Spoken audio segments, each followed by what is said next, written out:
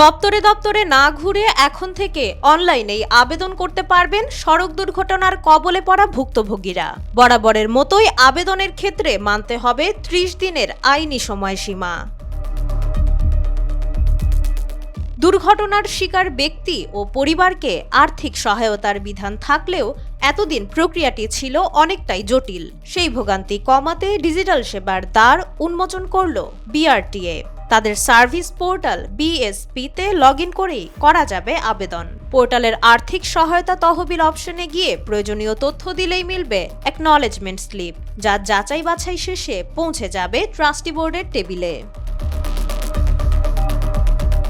BRTA chairman Abu Mumtaz Saaduddin Ahmad জানান, ক্ষতিগ্রস্তদের দোরগোড়ায় সেবা পৌঁছে দিতেই এই ডিজিটাল উদ্যোগ। তিনি উল্লেখ করেন, আগে ম্যানুয়ালি আবেদন করতে গিয়ে আবেদনকারীরা প্রায়ই নানা ভুল করতেন কিংবা দালালের খপ্পরে পড়ে হয়রানির শিকার হতেন। অনলাইনে আবেদন প্রক্রিয়া চালুর ফলে এখন থেকে স্বচ্ছতা নিশ্চিত হবে। পাশাপাশি বর্তমান আইনে 30 দিনের যে বাধ্যবাধকতা রয়েছে তা বাড়ানোর জন্য সংশ্লিষ্ট মন্ত্রণালয়ে প্রস্তাব পাঠানো হয়েছে বলে জানান তিনি। বিধিমালা সংশোধন হলে এই সহায়তা পাওয়া আরও সহজ হবে বলে প্রত্যাশা তার।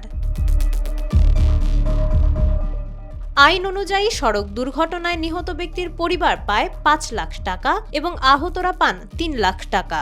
বিআরটি-এর পরিসংখ্যান বলছে 2023 থেকে 2025 সাল পর্যন্ত 116 কোটি টাকার বেশি ক্ষতিপূরণ বিতরণ করা হয়েছে। অনলাইনের এই নতুন যাত্রায় ক্ষতিগ্রস্ত পরিবারগুলোর অধিকার আদায় আরও গতিশীল হবে, এমনটাই প্রত্যাশা সংশ্লিষ্টদের।